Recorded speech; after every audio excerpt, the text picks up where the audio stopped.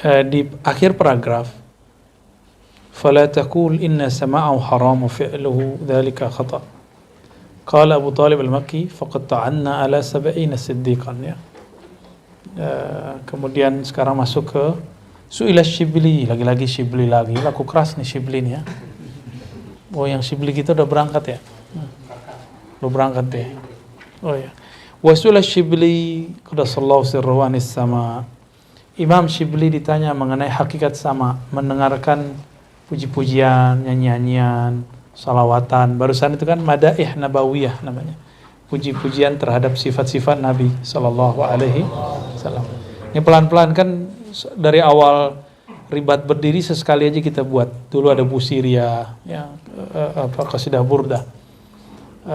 Sesekali kita buat salawat Adnani kan. Kan antum lama-lama bosan juga kan. Adnani lah gini. Ya, Adnani lah gini. Maka kita pelan-pelan masuk ke Dia Ulami. Dia Ulami kenapa kita pilih pendek soalnya, benar enggak? Ya, qasirun jiddan jiddan. Tapi sangat cukup. Sangat-sangat cukup, ya.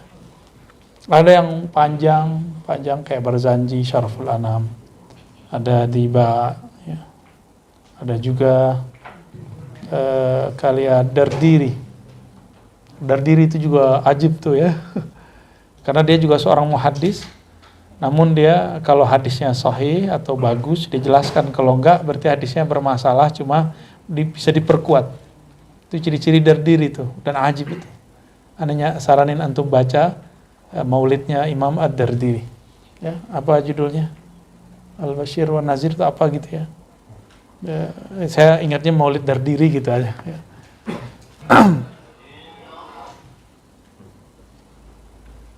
Apa tuh? Suara jin. Oh, kirain suara jin. Jin dan Jun. Itu ketahuan kan nontonnya tahun berapa tuh. Umurnya ketahuan.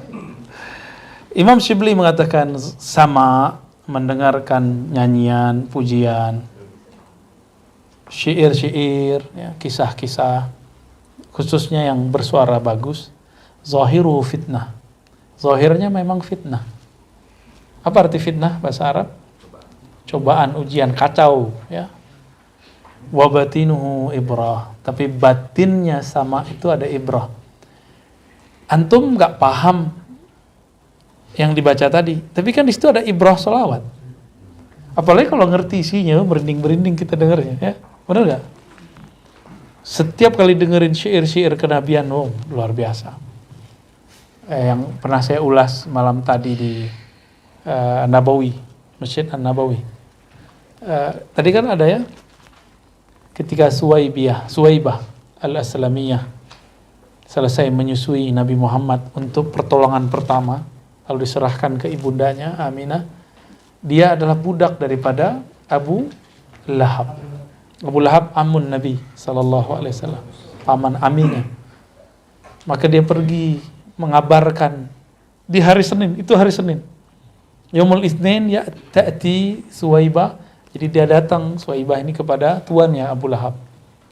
Fa basyarathu bi wiladati sayyidina Nabi sallallahu alaihi wasallam. Apa kata Abu Lahab? Kalau saking girangnya dia katakan, hari ini aku nyatakan gimana bahasa Arabnya? Tuqi, ya kamu. Aku bebaskan engkau. Saking girangnya dia. Sebenarnya bukan hanya girang itu. Ada keberkahan dalam diri Suwaibah karena dia habis menyusui baginda Nabi Muhammad sallallahu alaihi wasallam. Tuh nyusui Nabi coba. Berkah dia langsung mulia, langsung dia lebih tinggi daripada Abu Lahab. Maka ruhnya Abu Lahab akan mengatakan bebaskan dia, maka dibebasin. Karena dia mendapat kabar hari Senin, dia bahagia dari Senin, dan dia kasih hadiah orang yang membebaskan dia, itu Suwaibah. Ini hadis dikritisi orang. Kenapa? Karena menggunakan ilmu hadis ba'da bi'sa, setelah Nabi diutus. Jangan. Tentang sirah kita tidak menerapkan seketat bab ilmu hadis, ilmu takhrij. Ini ingat-ingat antum kan ahli takhrij nih. 3 nih, berempat nih ya, berlima, oh, saudara sunnah semua nih. Ini ahli, oh belakang tuh juga ada Panji tuh. Zia udah jelas tuh dia. Inti dia apa Zia sih? Diva. Sama-sama do saja.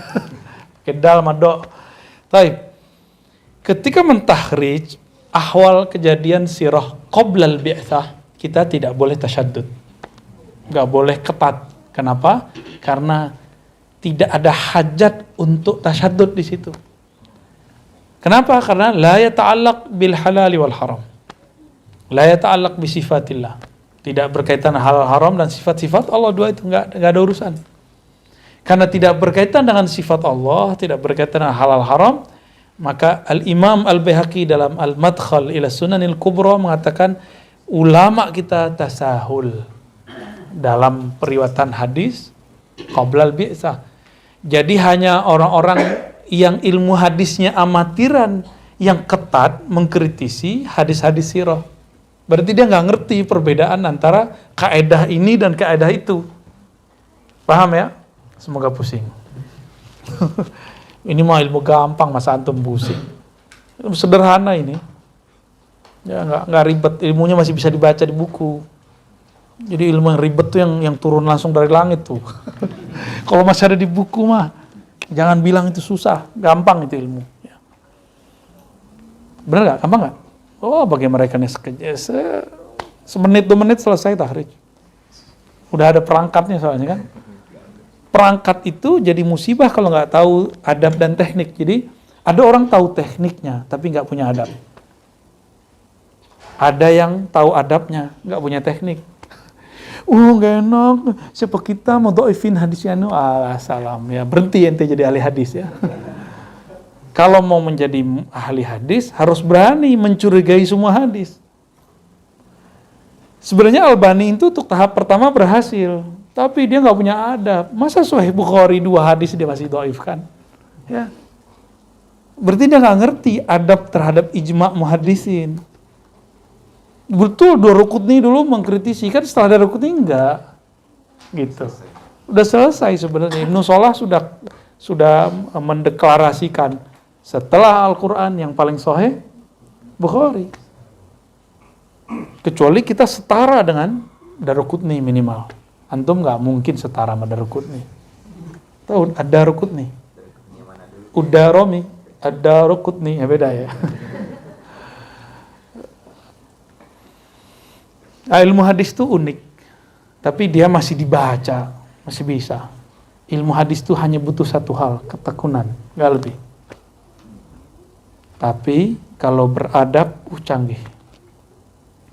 Jadi jangan hanya ngaji metodologis, ntar semua orang antum kritik. Nggak ada yang antum nggak kritik ntar. Itu Albani kan begitu. Suyuti dia kritik, Ibnu Hajar dia hantam, Nawawi dia kecengin, Bukhari dia doifkan. Hadis Muslim 30 lebih loh. 35 kalau hitungan Said Mamduh. Karena dia mendoifkan fulan, efeknya 35 hadis menjadi doif. Sahih Muslim. Tapi oke, jangan-jangan seorang Albani ingin menulis sahih sendiri. Kita cek, ternyata dia aja membantah dirinya sendiri. Hadis A dia sahihkan, di tempat lain dia doifkan. Hadis A dia hasankan, di tempat lain dia dhaifkan. Hadis A dia sahihkan, di tempat lain dia hasankan. Jadi dia sendiri nggak terpercaya untuk dirinya sendiri. Tahu dari mana begitu? Ya kita neliti sendiri. Dalam kegalauan kita meneliti, ternyata sudah ada yang nulis. Saya ketemu lah di perpus dulu, ada kitab Tanaqudat Albani Al-Wadihat. 3 jilid. Kontradiksi Albani terhadap dirinya yang sangat jelas. Itu yang saya ceritakan barusan. Gimana? Yang nulis dulu mantan ahli sunnah, sekarang dia buat manhaj sendiri. Hasan bin Ali As-Saggaf namanya. Ya, dia dulu ahli sunnah Asy'ariyah, Yaman, bermazhab Syafi'i. Tapi belakangan dia buat mazhab sendiri. Dia ngikut Tohawi tapi ada tasyayyu' dikit. Tapi dia bukan Syiah, ini perlu dikasih tahu ya. Dia bukan Syiah. Mungkin dia ada sedikit Zaidiyahnya dulu karena dia Yaman. Wallahu a'lam bishawab. Cuma penelitian hadisnya itu terlepas dari dia seorang Zaidiyah kah atau Sunni kah. Itu murni penelitian. Ajib itu kitab. Alaikum bi hadhil kutub as-salasah ya, salasah mujalladat. Tapi yang paling bagus mujallad awal. Nanti kalau saya sempat kita bedah kitab itu di sini. Dan Sidi Musa tampilkan teksnya ya. Di bagian mana dia mensahihkan, di kitab apa dia menghasankan atau mendhaifkan. Jadi gimana kita mau percaya sama Syekh Albani? Dia sendiri membantah dirinya sendiri. Setelah dihitung oleh Hasan bin Ali As-Saggaf, hampir 1000 kontradiksi Albani terhadap dirinya. Kalau cuma 10, 20, no problem. Saya juga kadang-kadang kontra sama diri saya sendiri. Dulu saya dapatnya apa, sekarang saya dapat, tapi nggak banyak-banyak. Imam Bukhari juga sama, tapi nggak banyak. Imam siapa lagi? Hatta guru kita, Allah yarham, Syekhuna Ali Mustafa Yaqub, dulu beda sama dirinya sendiri. Tapi nggak terlalu banyak. Kalau ini kebanyakan, tanda dia tidak dhabit ala kitabatihi. Gimana dia dhabit ala hifzi? Dia nggak kuat terhadap tulisannya sendiri, apalagi terhadap hafalannya. 1000 loh, gimana tuh? 1000-an. Gregetan lah. Jadi dia menemukan sesuatu yang aneh ini, Syekh Sayyid Hasan bin Ali As-Saggaf ini. Dalam pembacaan, jadi semua buku Albani itu, dia bahkan lebih duluan khatam dari para pengikut Albani sekarang. Yang menghatamkan buku Albani itu cuma 2 orang. Zuhair Syawis. Yang kedua, Sayyid Hasan Ali As-Saggaf. Dia doang tuh berdua. Selebihnya paling ya baca-baca dikit-dikit doang. Selebihnya baca dia. Detail, harfun, kalimah, jumlah, faqara. Dalam penelitian dia itu, dia menemukan 2 hal, 1 kontradiksi, 2 ejekan Albani. Maka dia tulislah kitab Mu'jam Syata'im, Qomus Syata'im Albani. Nanti kita buka kitab itu di sini biar antum tahu dia itu siapa ya. Kan kalau kita ngikutin hadis sibabul muslim fusuq, mencaci maki sama muslim itu fasik. Antum berani nggak bilang dia begitu? Kan nggak berani. Wah, Pak Kiai Ali Mustafa dulu ngomong. Ini Pak Kiai itu masih bisa menghargai kelompok Salafi yang cenderung kepada Hanbali. Masih bisa dihargai. Wahabi yang masih tidak bisa diajak ngobrol. Dari mana beliau taunya? Selesai beliau nulis beberapa buku tentang titik temu Wahabi NU gitu ya. Terus satu lagi buku cara tepat memahami sunnah. Itu diminta banyak oleh kawan-kawannya di Libya dulu. Itu beliau tahu, oh berarti beda juga nih orang. Ada perbedaan antara kelompok ini dan kelompok itu. Ya.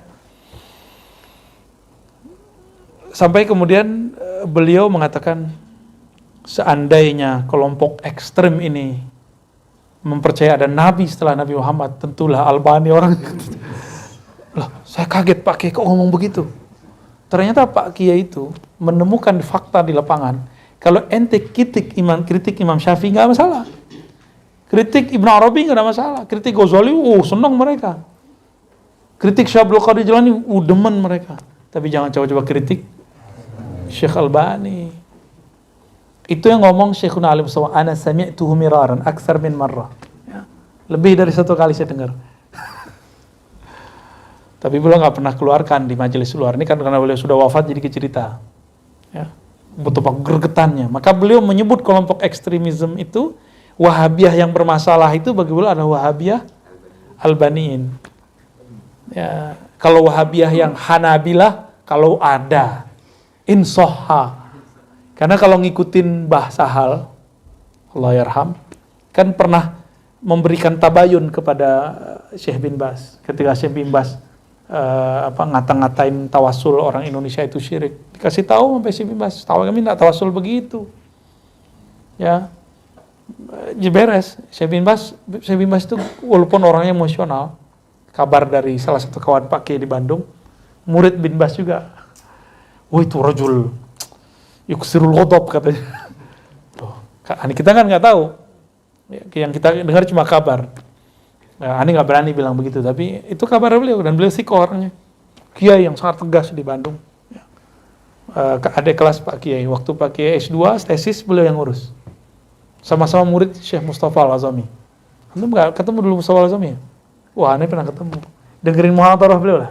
Pusing-pusing kita bahasa Arab kita kan masih standar banget saat itu. 2004 kan ya 2004 2005 lah. Itu bahasa Arab saya masih Arab maklum. Ya, belum kuat. Tapi sudah mulai fasahanya sudah mulai kita dapat. Nah, beliau cerita itu orang sangat keras gitu. Keras dan pemarah. Itu sisi gelapnya, tapi di sisi lain beliau ini orangnya suka merevisi kalau salah. Ada surat dari kelompok Zaidiyah di Yaman, kami Syiah yang tidak pernah mencaci maki sahabat. Langsung dia revisi. Di Fatwa bin Baz, dia mengatakan Zaidiyah tidaklah kufur. Padahal tadi dia mengkafirkan Syiah. Ya. Bagi kita, para pencaci sahabat tidak sampai derajat kufur. Tapi kita menyatakan mereka fusak, orang fasik. Jadi seandainya ada yang antum punya teman Syiah, dia tidak mencaci maki Abu Bakar, Umar, Utsman, Ali, sahabat yang lain, Aisyah, maka dia saudara kita. Dia berarti mirip sama Zaidiyah. Berarti dia bukan Syiah Rafidah. Dia cuma tasyayyu, melebihkan Sayyidina Ali daripada Abu Bakar, Umar, Utsman. Itu gak ada masalah. Ya, gak ada masalah sama kita. Cuma kita katakan kami beda. Kami mengatakan Abu Bakar dulu, Umar dulu, Utsman baru Sayyidina Ali. Kira-kira begitu. Apa kata Imam Shibli? Kembali, faman arafa al-isyarata halla lahu as-sama wala faqad istad'a al-fitnata wa ta'arrada lil baliyah. Ya. Siapa yang mengerti isyarat, maka dia boleh mendengarkan sama. Jika tidak, maka dia hanya memunculkan kekacauan. Wa ta'arrada lil baliyah, ya, dan akan berakibat kepada masalah-masalah. Bala, ya. Ada anak muda di UIN, dulu di UIN nih. Ini bukan salah UIN ya, person. Kita membedakan antara kesalahan personal dengan kasus kebijakan. UIN tuh nggak ada urusan dengan itu. Cuma kalau ada mahasiswanya ya, dosennya harus mendidik mereka. Ketika dapat satu teks Ibn Arabi tentang wajah cantik gagah itu bagian dari wajah Tuhan. Tapi dia alihkan itu untuk mengeksplorasi kecantikan lawan jenis. Ra'aitu wajah Allah fi wajhi. Lebay. Saya melihat keindahan wajah Allah pada wajahmu, Neng. Nang neng nong neng. Mau gombal namanya itu. Itu bohong. Yang dia lihat itu syahwat. Berarti dia nggak paham isyarat. Apa yang disebut wajah dalam bahasa tasawuf? Wajah itu bukan ini dalam tasawuf. Wajah itu sesuatu yang menghadap kepada suatu objek. Bukan zahir ini. Wajah itu adalah kemana ruh itu berkiblat. Nah, ujung dari ruh berkiblat itulah yang disebut berwajah. Disebut wajah Allah juga bukan wajah begini. Ya. Allah memandang dirinya dalam kesendiriannya. Disebut wajah. Wajah juga. Wajhul uluhiyah. Ya. Allah memandang keesaan dirinya lewat makhluknya. Maka kita ini cuma dapat pinjaman tauhid dari Allah. Allah yang minjamin tauhid itu kepada kita. Jangan sok-sok antum sudah bagi tauhid jadi 3, sudah belajar sifat 20, terus merasa udah bertauhid. Tunggu dulu. Allah sudah hadirkan belum itu rasa tajalliyat? Allah mengenalkan dirinya kepada kita. Kadang kita nggak akan bisa kenal Allah kecuali Allah mengenalkan dirinya sesuai teks-teks sebelumnya ya. Wa ma'lum anna as-sama' muhayyijun ma fil qulub muharrikun lima fiha falamma kanat qulubul qaum ma'muratan bi dzikrillah ta'ala safiyatan min kadari syahawat muhtariqatan bi hubbillah subhanahu wa ta'ala laisa fiha siwa Allah fasyauq wal hijan wal qalq wal wajad was sayhan kaminun fi qulubihim kakumun nar fi zinad fala yazhar illa bi sawdati ma yushakiluha. Jadi karena al-qaum di situ para sufi, kalbu mereka makmur dalam zikrullah, ruh mereka makmur dalam cinta kepada Allah, jiwa mereka bersih daripada noda-noda. Maka ketika mereka merekam syair-syair, yang muncul bukan kerinduan kepada lawan jenis, tapi yang muncul kerinduan kepada Rasulullah SAW. Antum cobain, ini pengalaman aneh. Dulu dengerin Ahmad ya Habibi, Ahmad ya Habibi ya Habibi, salamun alaik. Saya dengerin begitu, saya merinding, tapi yang saya rindui cewek. Kan Habibi ya Habibi, padahal Ahmad. Wah, itu pelet paling gawat tuh. Kan menyebut nama Ahmad. Yang saya rindui perempuan. Berarti kolbu ini belum ma'murah bidzikrillah. Maka saat itu makruh mendengarkan nasyid. Apalagi nyanyian biasa. Antum dengerin Noh. Itu lebih makruh lagi. Karena asyauq itu maradun fil qulub. Rindu itu penyakit di kolbu. Penyakit di kolbu. Nyiksa, bener gak? Nyiksa bener orang rindu tuh. Asyauku, gimana kata teman aneh itu di Ustadz Falah Al-Butuni. Asyauku yu'adzib wa yudayyiq. Waduh, serem amat ente ngomong. Rindu itu menyiksa dan menyempitkan dada. Benar-benar itu. Tapi beda kalau orang rindu kepada Rasul. Insyarahat as-sudur wa tawassa'at al-qulub wa tanawwarat an-nufus. Terusin. Tergila juga antum tar ya. Itulah bedanya. Maka kita dari dulu jarang kan kita buat madaih. Aneh isyaratnya itu bertahap. Harapannya nanti ada saatnya. Nanti semalaman kita sholawatan di sini. Nggak ada lagi, nggak mau ngapain sholawatan doang. Kita seksa antar faiz ya. Ada temannya Ibnu Sholihin, Panji. Nah, siapa lagi tuh yang bisa tuh? Kalau Rokiin bilang saya mengacaukan, mensumbangkan suara katanya. Ya. Oh, Dayat juga enak tuh suaranya. Boleh nanti ya. Ane itu paling suka misalnya burdah Ane suka banget. Burdah termasuk juga yang Nasamat Hawa itu yang Ibn Arabi itu ya, enak banget. Bismillah. Jadi ketika kita bersyair ya ada getaran rindu kepada Rasul. Kullu syauq maradun wa ta'zibun illa syauq ila Rasulillah sallallahu alaihi wasallam. Semua rindu itu menyiksa, menyengsarakan kecuali rindu kepada Rasulullah sallallahu alaihi wasallam. Rindu mau bini aja nyiksa. Kapan pulang ya? Ya, rindu anak-anak bikin galau. Aduh, gimana anak udah makan belum? Kepikiran. Rindu sama orang tua, ya Allah, gimana siapa yang ngerawat orang tua nih? Begitu. Kalau rindu sama Rasul, kita rindu karena kita membutuhkannya dan dia memberikan madatnya kepada kita.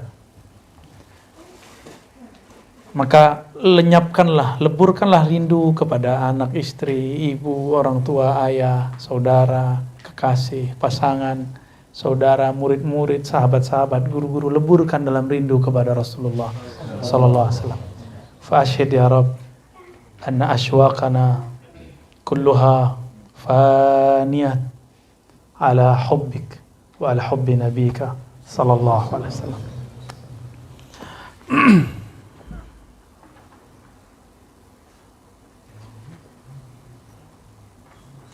Maksud dari mereka, umradul qaum ya, baris keempat terakhir di baris ya, halaman itu.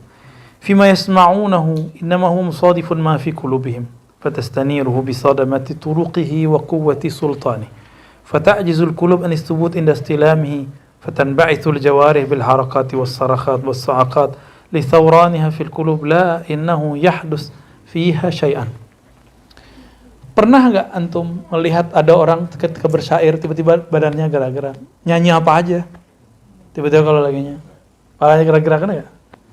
Nah, berarti jiwanya dua aja, jiwanya lemah, ngikutin energi kerinduan Rasul, atau mengikuti alunan musik yang ada. Kalau musiknya musik umum, rindu nggak jelas, jadi nggak jelas juga isi kolbu. Tapi jika di kolbu itu ada nama Rasul, ada nama Allah. Yang didendangkan nama Allah dan nama Rasul itu bergetar, energinya akan nyambung. Disitulah muncul gerak. Bergeraklah badan karena kolbu bergetar. Berarti kolbunya belum penuh dengan nama Allah. Maka dia digetarkan oleh nama-nama Nabi, oleh nama-nama Allah Subhanahu wa taala. Itulah hakikat wirlingnya Sayyidina Syekh Maulana Jalaluddin Ar-Rumi. Itulah geleng kepala orang dalam tarekat Naqsyabandiyah, Qadiriyah, Syaziliyah, Samaniyah. Bahkan kalau di Banjar itu masih kayak yang asli di sono. Berdiri tahlilnya, namanya ratib berdiri. Tahlil berdiri itu ada. Ya la ilaha illallah, berdiri. Dikira Masa Lefong. Siapa tuh? Antum bisa tahu ya. Oh ini agama sufi. Bukan, itu gerak kolbu itu. Syekh Ali Jumar ditanya, emang ada zikir berdiri-berdiri? Beliau mah gampang aja, semua ayat itu dijelasin sama beliau dengan enak sekali. Alladzina yazkuruna Allaha qiyaman wa qu'udan wa 'ala junubihim. Ulul albab itu mereka ada dua. Yang pertama yang berzikir kepada Allah lagi berdiri, duduk dan berbaring. Itu berdiri bukan? Ya juga ya. Cuma ini diformalkan zikirnya. Iya. Ada nggak orang lagi ruqyah sambil berdiri? Ada kan? Kenapa boleh? Azan berdiri kan? Boleh. Ya lagi jogging boleh nggak nyebut nama Allah? Sanallah, subhanallah padahal. Boleh nggak? Boleh. Emang kalau lagi jogging boleh, terus ketika lagi berdiri begitu nggak boleh? Ketika getarannya tambah kuat, antum lihat tuh Sidi Abdul Aziz Gumari itu jingkrak-jingkrak. Di Mesir, di Mekah, jingkrak beliau lagi zikir.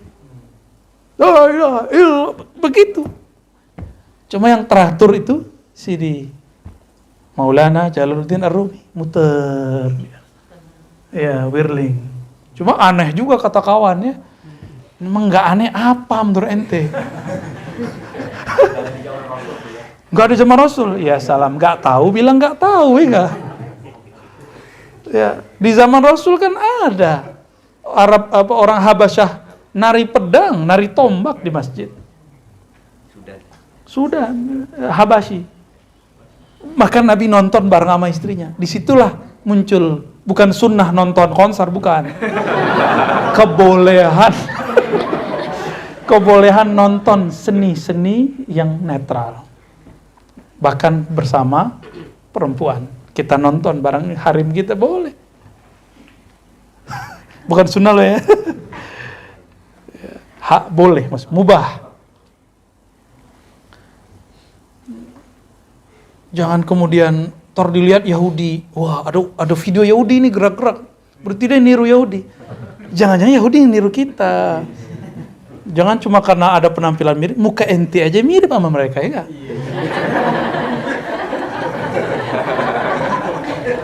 Kopiahnya sama juga. Antum lihat nggak kopiah Yahudi? Kupluk-kupluk nggak jelas gitu tuh. Yahudi ente. No, orang India no ya. Kopiahnya hitam kan? Nah, kopiah mana nih? Cino. Mata udah sipit, ya salah. Jenggot nanggung, kayak aneh kan? Baju koko, bajunya ada ininya. Bencinya sama Cina, handphonenya Oppo. Tegang amat, ya Allah. Hidup itu kok tegang mereka itu ya. Jadi hijrah tuh jadi tegang. Dia maksiat, alat musik yang disalahkan. Childish nggak tuh? Orang waras nyalain alat musik, itu waras nggak? Antum maksiat. Jadi ada nih si Artus ini, dia hijrah. Dia ada masalah di hidupnya. Karena dia begitulah. Ya. Maka dia salahkan musiknya. Karena musik nih, ya salam. Ente bedanya iblis sama Adam apa? Iblis ketika salah, dia salahkan Adam. Adam ketika dijebak oleh iblis, dia menyalahkan dirinya sendiri. Maka saya mengimbau, ayo kawan-kawan yang hijrah, jika engkau hijrah, salahkan dirimu sendiri. Jangan salahkan musik, jangan salahkan manajer, jangan salahkan vokalis, jangan salahkan perempuan cantik, laki-laki ganteng. Enggak, salahkan diri sendiri. Salah kita kok. Emang kita enggak sempurna. Antum kira kiai-kiai suci? Enggak. Habib suci, yang suci mah Rasulullah. Ya, so, tanya sama Habib, apakah ente suci? Pasti dia bilang marah. Marah dia kalau dibilang dia suci. Pasti marah dia. Kiai dibilang suci ya salah, nyuci ya. Suci mah enggak. Kita sangat fahamlah diri kita. Ya. Nahnu ibadun muznibun. Kita ini hamba-hamba yang berlumur dosa tiap hari setiap saat.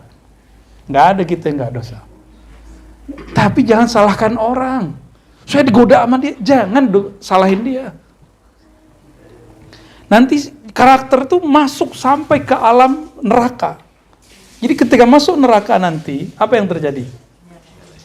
Ya, surah Al-Hasyr. Ya, surah Al-Hasyr. Antum tahu kan ayatnya? Bahkan dalam surat-surat yang lain. Jadi orang-orang masuk neraka tuh nyalahin iblis, setan. Apa kata iblis? Inni akhafullah rabbal alamin. Aku nyalahin saya juga takut sama Allah kok. Setan ngomong gitu. Setan ngomong gitu. Tapi dia kan minta SK, dikasih sama Allah. SK-nya nyesatin antum kan? Nyesatin kita. SK itu. Kalau nggak ada SK dari Allah, dia nggak bisa nyesatin orang. Nggak bisa dia nyesatin orang. Kan semuanya harus dengan izin Allah. Jadi dia bersaing tuh dengan malaikat-malaikat tuh, dengan diri kita juga. Saya mengajak itu aja. Jadi jangan salahkan komunitas. Saya dulu ikut komunitas studio jahat-jahat. Nah, biarin aja. Kan kita punya hati nurani. Saya dulu pernah berguru ke si fulan, dulu dia ngajar. Jangan salahkan dia. Ya. Katakan Rabbana zalamna. Maka terbawalah guru itu, terbawalah komunitas itu. Ya Allah, kami zalim. Saya zalim, saya zalim. Kita zalim semua sama diri kita sendiri. Anfusana. Bukan kami menzolimi mereka atau mereka dizolimi. Kami menzolimi diri kami sendiri. Itulah kesalahan terbesar kita. Ya, siapapun yang sedang bergerak mencari ya cahaya-cahaya baru, hijrah-hijrah, saya berharap ya salahkan diri sendiri. Mulai. Maka beristikharahlah ketika berguru. Ya bermusyawarahlah ketika mencari syekh, mursyid, guru, mentor, murabbi. Ya. Semoga Allah membimbing kita semua ya. Kalau antum mencari orang suci, nggak ada sekarang, nggak ada. Hatta Al-Mahdi diislah Allah dulu baru ketahuan Al-Mahdinya oleh orang awam. Berarti beliau ada masalah nafsiyah nggak? Emang ditutup Allah dengan nafsiyahnya. Yuslihuhullah fi lailah, gitu kan hadisnya.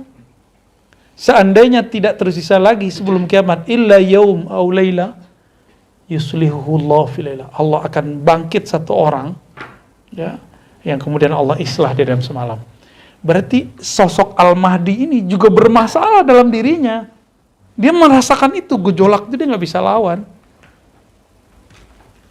Gimana kita coba? Maka dia perlu islah. Maka kalau cari ustadz yang nggak pernah maksiat, ya, dia nggak maksiat musik, oke. Dia nggak matanya nggak jelatan, oke. Bininya banyak, sama aja. Ya. Beda sih, halal sama nggak halal. Tapi kan hasrat awalnya sama. Ya. Terus apa lagi?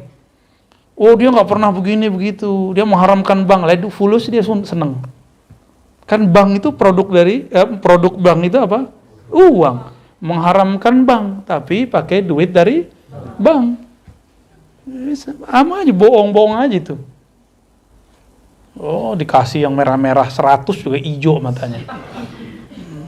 Jujur aja, kita ini manusia. Ya, sama aja kok. Sama. Ya, lapar ya jerit juga.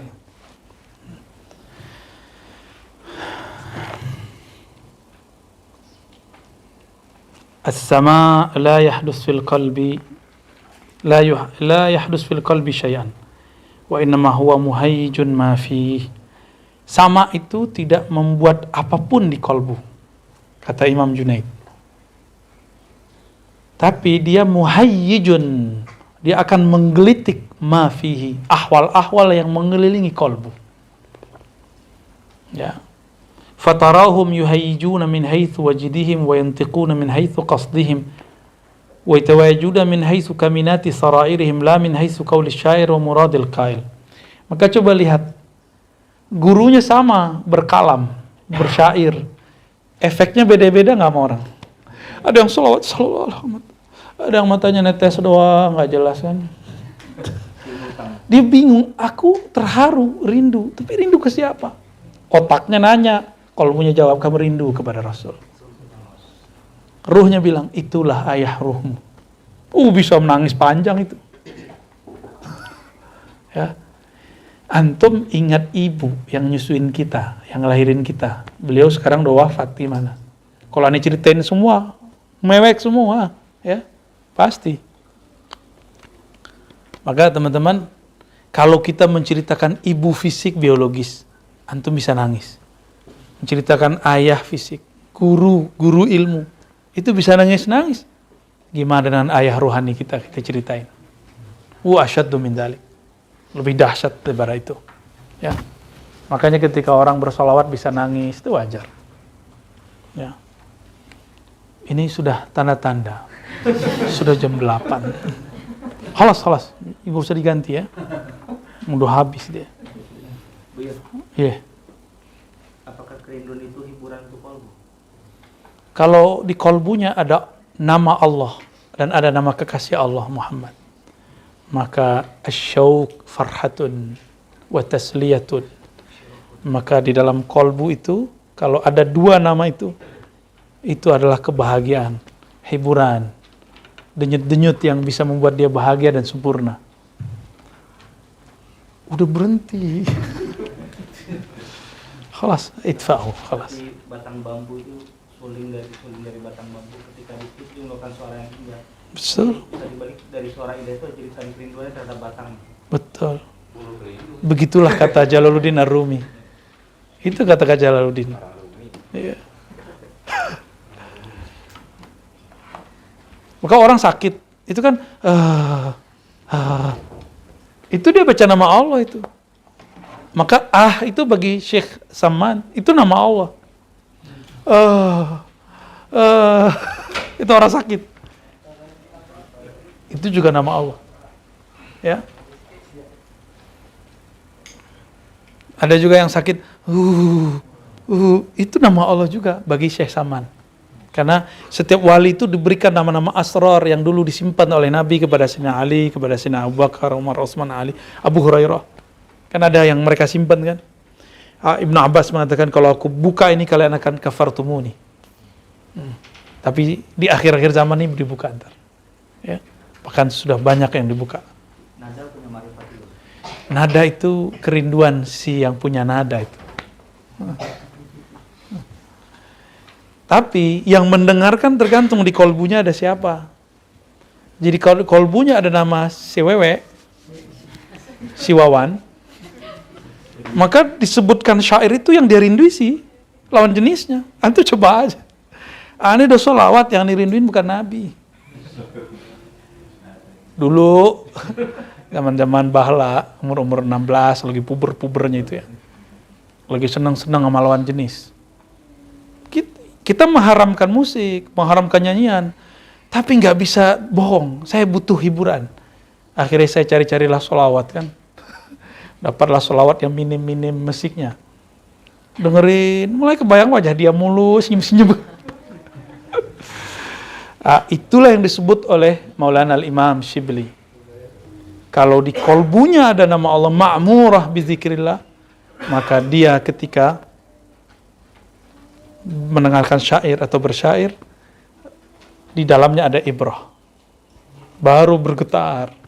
Kalau enggak tambah rindu, tambah nyelekit, dan sangat menyakitkan kalau orang rindu itu. Rindu kepada makhluk menyakitkan. Ya, bikin lemah, ajiz. Tapi rindu kepada Allah enggak. Nah, coba aja. Orang kalau rindu sama makhluk, enggak bisa makan. Mata netes, coba aja. Apalagi perempuan tuh paling gampang mewek. Ya. Antum punya mewek juga kan? Maka Allah itu menitipkan sisi feminis dalam diri kita. Tapi jangan sok-sok feminisme. Di dalam diri kita itu ada sisi maskulin, ada sisi niswahnya. Sama, nih perempuannya juga ada sisi zukurohnya loh. Kejantanannya itu ada. Tiba-tiba tegas, ketus gitu. Tapi ya hati-hati, jangan terjebak dengan rasa-rasa itu. Bagi kita semua itu anugerah ya. La'alallah yaftah lana walakum amin ya rabbal alamin. Ini belum nyampe-nyampe nih, kenapa ini, heran saya. Kayaknya memang disuruh lama di sini. Nah, next Faiz, itu Nasamatu Hawaq Ibn Arabi. Itu enak banget tuh. Antum tahu nggak tuh? Ntar dibagi nih, dibagi lewat WA aja. Bacanya seru-seru banget. Oke, teman-teman, mungkin ada kegiatan di sini. Sudah jam 8:10. Semoga kajian ini diberkahi Allah. Majelis kita diridai Allah, diridai Rasulullah, diridai guru-guru kita. Amin ya rabbal alamin. Semoga yang hadir, keluarganya diberikan sakinah, mawaddah warahmah. Yang masih jomblo dijodohkan. Semoga jodohnya nggak jauh-jauh dari ribat. Waduh, seneng banget. Ya, nanti si Musa yang urus tuh ya. Ya Novi ya, bantu ya. Semoga nggak jauh-jauh. Karena pergerakan kita ini kalau sudah beda fikroh, itu susah. Nanti antum malah keseret ke sana atau ke sini.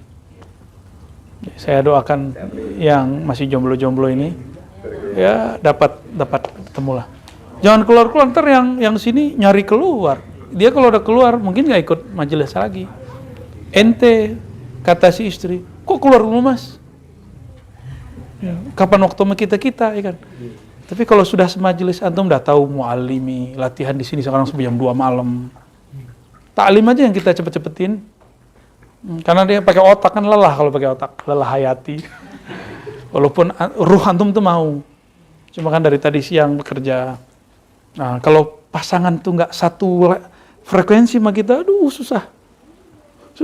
Kayak Novi nih, kalau Musa udah nyebut nama aneh, dia izin kan? Mau ada majelis Abu ya? Oh, sus. Tapi kalau yang lain belum tentu. Ya, kira-kira seperti itu. Semoga kayak Buya Yuna sama ntar Faiz kan, alhamdulillah sepaham nih. Ya. Mujib udah lepas ke Solar ya. Ya sudahlah. Ini masih ada yang lainnya nggak? Ya. Kalau sudah sepaham, harokahnya sama, fikrohnya sama, ruhanianya, tinggal wusul aja antum. Ujiannya sudah lewat. Jadi ujian keluarganya udah lewat. Paling ujian apa nih? Ujian galau. Baik teman-teman, saya yakin kadang-kadang sudah jodoh, ujiannya di ekonomi, bisa jadi begitu. Nah, kalau kita sudah satu ngumpul, perjodohannya sudah satu keluarga, kalau ada yang punya kelebihan bisa buka teman-temannya bisa bekerja, saudaranya bisa bekerja tempat dia, kan tambah lebih enak lagi. Ya, siapa tahu berbagi-bagi energi kita. Nah, ya. Kita nggak mau ulang kesalahan pergerakan yang lama ya. Semoga Allah ridha. Amin ya rabbal alamin. Nasallallahu alaihi wa sallam wa lidina wa limasyayikhina wa lisa'iril muslimin wal hadirin wal hadirat. Amin ya rabbal alamin. Assalamualaikum warahmatullahi wabarakatuh.